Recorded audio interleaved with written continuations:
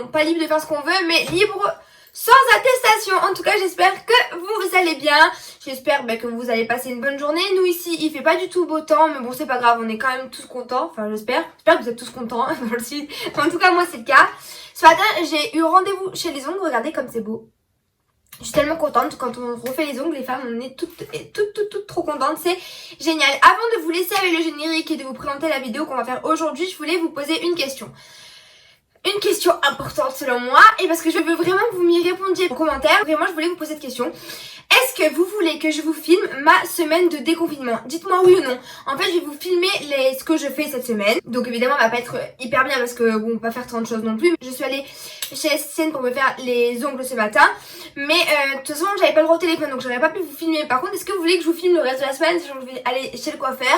Et que je sais que après la question que je vous ai posée sur Instagram en story hier, j'ai eu énormément d'Alicia emmène-nous avec eux chez le coiffeur. Donc dites-moi vraiment en commentaire si vous voulez que je vous filme, que je vous fasse un vlog donc de ma semaine de déconfinement hormis mes ongles. Mais bon, je vous en parlerai comme si on y a été et qu'on n'y a pas été. De toute façon, j'aurais pas pu filmer n'importe comment. En tout cas, s'il vous plaît, dites-moi parce que c'est super important.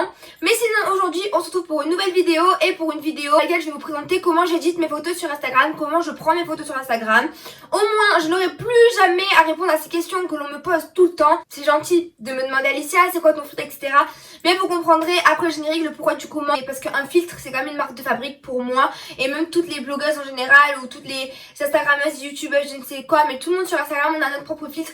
Et c'est notre marque de fabrique. Donc évidemment, on va pas vous donner notre filtre. Pas parce qu'on ne veut pas, mais parce que c'est propre à nous. Et que moi, par exemple, pour mon filtre, ma sœur et moi, on a énormément travaillé pour trouver celui que je voulais. Et donc, je ne vois pas pourquoi je vous le donnerai comme ça. Non, c'est pas le but. Et puis vous allez très bien vous en trouver un. Donc, je vais vous donner mes petits tips pour que vous puissiez en trouver. Donc, je vous laisse avec le générique. Et on se retrouve juste après, comme à mon habitude, avant le générique, je vous invite à me suivre sur mon compte Instagram que je vous mets juste ici. Et puis à tout à l'heure.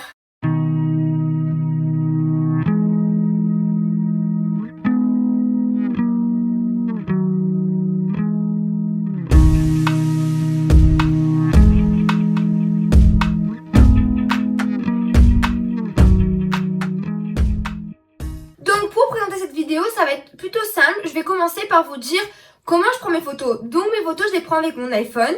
C'est l'iPhone XS Max, donc c'est un Apple. Quand je les prends, généralement avec ma soeur, donc on fait des rafales. Quand on a fini la séance photo, je vais sélectionner les photos et puis je supprime celles qui me serviront à rien. Après avoir sélectionné la photo, ce que je fais, c'est généralement, si je vois que la luminosité est dépassée son, donc je modifie mes réglages, etc. Ensuite, concernant le filtre, donc il y a plusieurs applications pour se créer son propre filtre. Il y a Lightroom et VS Code. Il y en a d'autres aussi, mais celle que je préfère, c'est ces deux-là. Donc il y a Lightroom gratuit, le Lightroom payant, et pareil pour VS Code, le VS Code gratuit, le VS Code payant. Moi, j'utilise Lightroom payant et VS Code payant. Donc je me suis créé mon filtre moi-même à partir donc de filtres que j'ai retrouvés, puis j'ai fait des réglages, etc. Donc j'ai obtenu mon filtre. Ce que je fais, de toute façon je vous mettrai juste ici un screen écran de comment je fais. Quand j'ai ma photo qui est naturelle, sans filtre, sans rien, en fait je l'importe dans l'application de mon choix. Donc vous, soit Lightroom, soit VS Code, soit une autre si vous en utilisez une autre. Et puis je viens copier le filtre qui est sur une de mes photos que j'avais déjà créé via l'application. Puis je vais recoller donc ce filtre sur ma photo. Et c'est comme ça qu'à chaque fois j'ai le même filtre sur mes photos. Puisqu'en fait c'est un copier-coller de chaque fois les mêmes réglages qui vont me donner mon filtre. Je vous ai montré juste ici comment je fais parce que moi ça sera plus facile pour vous pour comprendre comment j'arrive à faire ce filtre. Ensuite, pour vous aider à avoir un joli feed et pour bien organiser votre feed, si vous voulez par exemple, je sais pas, mettre des photos d'app ou mettre des photos de maquillage, etc. Toutes les temps de photos, j'utilise une autre application. Et l'autre application c'est... j'ai oublié. Je vous la mettrai juste ici, donc l'autre application c'est juste celle-ci que je vous mets là. Et en fait celle-ci elle vous permet en fait de recréer un feed Instagram sur cette application.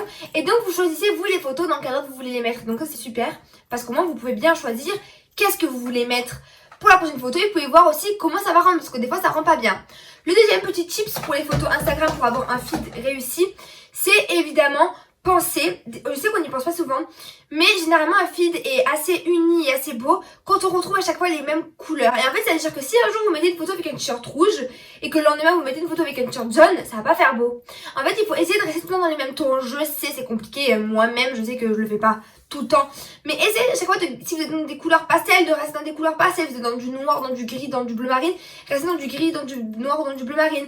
Ne partez pas dans toutes les couleurs parce qu'en fait sinon ça va faire que votre feed ça va être tout et n'importe quoi. Bon ça va être si vos photos sont jolies, ce sera joli, mais ce sera pas uniforme. Voilà, je vous ai dit pour les applications que j'utilise, comment je vous préconise de les utiliser. Après, concernant mon filtre à moi, vraiment je vais pas vous vexer parce que c'est pas du tout quelque chose de méchant ou quoi que ce soit, mais c'est juste que en fait un filtre c'est personnel. Comme je vous ai dit dans l'introduction, c'est un peu notre marque de fabrique à tout le monde.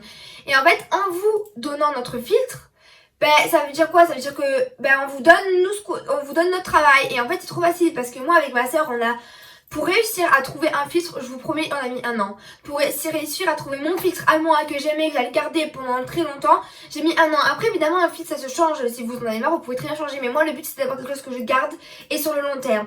Donc, j'ai énormément travaillé. C'est pour ça qu'aujourd'hui, quand vous me demandez, je vais pas vous dire, ah, c'est celui-là, tenez, je vous l'envoie. Parce qu'évidemment, c'est à moi et j'ai pas envie que vous vous retrouviez avec le même filtre que moi parce que c'est quelque chose que j'ai fait moi. C'est comme si c'était un sac que j'avais acheté, en fait. C'est parce que j'ai mis du temps à le créer, j'ai mis du temps à le trouver. En plus, une fois je l'ai perdu parce que mon téléphone il s'est cassé cet été et du coup on a dû le refaire. Ça a été une prise de tête pas possible, ça me rendait dingue parce qu'au final c'est tellement, on se rend pas compte, mais c'est des heures de travail passées pour créer quelque chose.